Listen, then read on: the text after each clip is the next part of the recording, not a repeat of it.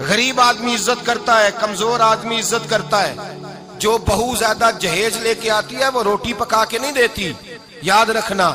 جو کسی غریب گھر سے آتی ہے وہ جھک کے سلام کرتی ہے، اسے عزتوں کا پاس ہوتا ہے. میں سب امیروں کو برا نہیں کہتا، اللہ ماشاءاللہ اچھے اچھے لوگ بھی، لیکن یاد رکھنا لوگ سیڑھی لے کے، مرد عورت کی دولت کی سیڑھی پر اوپر جانا چاہتا ہے، عورت مرد کی. انجام کیا ہے؟ لیٹے ہوا ہے بادشاہ بستر پر، بیوی کہنے لگی کچھ ہے؟ کہنے لگا میں نے جھاڑ کے دیکھا ہے کوئی شے نہیں. لگا ہے کوئی چیز؟ عورت تب سر پٹائی، کہنے لگی دیکھو تو صحیح. اس نے اوپر سے چادر جو اٹھائی، بیڈ شیٹ جو اتاری، تو نیچے سے ایک دھاگا نکلا. ہاتھ پھیرتے تھے تو نظر نہیں، دھاگا نکلا. کہنے لگا تو اتنی نازک مزاج ہے کہ ایک دھاگا نہیں برداشت ہوا. تو کہنے لگی میرا باپ مجھ سے بڑا پیار کرتا تھا، بڑی محبت کرتا تھا. 4 کنیزائیں تھیں. وہ کہتا تھا میری بیٹی جب بستر پہ سوئے تو چادر میں بال نہیں ہونا چاہیے، اسے تکلیف ہوتی ہے. بڑا پیار کرتا تھا، محبت کرتا تھا. تو میرا بستر وہ بڑا کھینچ کھینچ کے بچھایا کرتی تھی. اس لیے تو میں نے جب باپ کمزور ہوا تو میں نے کہا میں بغیر دولت اور ثروت اور حکومت کے رہ نہیں سکتی، تو میں تبھی تو تیرے پاس آ گئی. بادشاہ نے کہا اٹھ ذرا میرے بستر سے، باہر آ.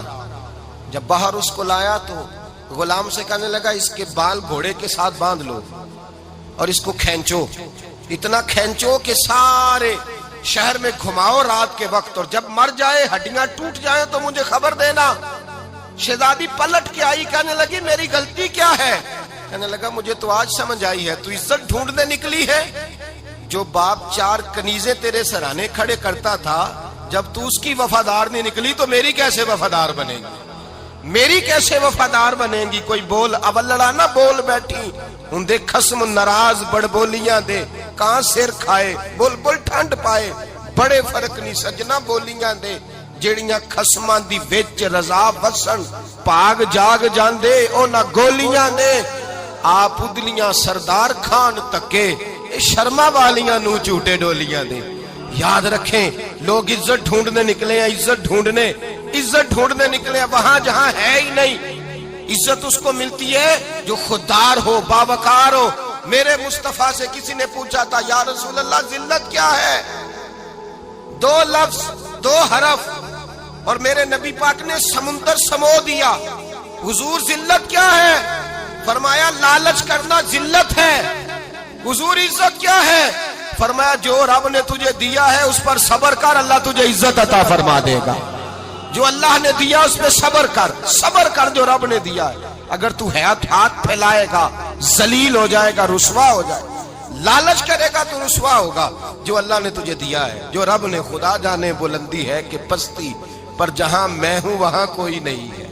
اپنے آپ کو اتنا اعلیٰ سمجھ کے شکر کے انداز کہ جہاں اللہ نے مجھے رکھا ہے وہاں کوئی اور موجود ہے. تو شکوے کرتا پھرتا ہے، تو شکایت کرتا ہے میں بڑا کمزور ہوں، فلانا تگڑا ہے، میں بڑا ماڑا ہوں، فلانا مالدار ہے. نا شکری نہ کر. لئن شکرتم لازیدنکم ولئن کفرتم ان عذابی لشدید. فرمایا تو میرا شکر کرتا رہ، میں تیری نعمتوں میں اضافہ کر دوں گا، اور اگر ناشکری کرے گا تو میں عذاب دوں گا، عذاب، اور میرا عذاب بھی سخت ہے. میرے بھائی عزت لالچ میں ہے، ذلت لالچ میں ہے، عزت قناعت میں. اپنے جو اللہ نے دیا ہے اس پہ صبر کریں، حوصلہ کریں. اپنے گھر کو گھر نہ سمجھا کریں، اسے محل سمجھا کریں.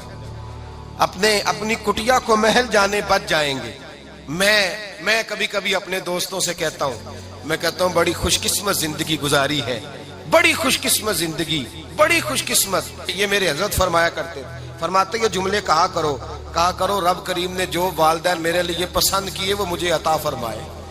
جو بہن بھائی ہم نے تو بعد میں چہرے دیکھے ہیں تو حالات بدل گئے. آج پتہ چلا ہے دیہاتی لوگ تو ولی ہوتے ہیں، اللہ سے زیادہ ڈرتے ہیں. یہ جو سادے لوگ ہوتے ہیں نا دیہاتوں کے، کوئی خیرات لینے والا دروازے پہ آتا تو میں مدرسے کا طالب علم تھا، میری اماں کہتی جا دے آ، تو میں کہتا اماں یہ تو ڈھونگ رچائے آیا ہے، اس کو دینا ہی نہیں چاہیے. تو اماں کہتی بیٹے اتنا ہی کافی نہیں کہ ہمارے دروازے پہ آ گیا ہے.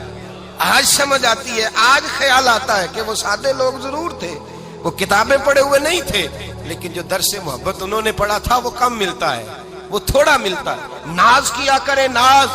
آج کسی کو کوئی پینڈو کہہ دے تو اس کا سر جھک جاتا ہے.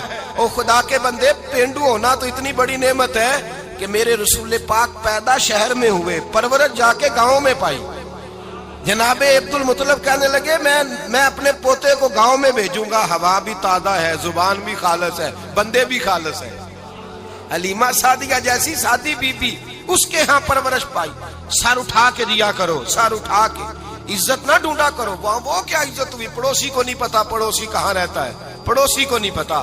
اور ہم نے تو وہ بستیاں دیکھی ہیں، وہ نور بھرے شہر دیکھے ہیں کہ کسی غریب کی بیٹی کا بیاہ ہوا ہے اور اس کا داماد آیا ہے گلی میں، تو چودھری صاحب گھوڑے سے اتر گئے ہیں اور داماد کو گھوڑے پہ بٹھا کے کہا ہے یہ صرف فلاں کا داماد نہیں، یہ ساڑھے پنڈ دا جوائی ہے، یہ ہمارے گاؤں، یہ عزت ہے، یہ وقار ہے۔ اپنی مٹی پہ چلنے کا سلیقہ سیکھو، کسی کے سنگ مرمر پہ چلو گے تو پھسل جاؤ گے۔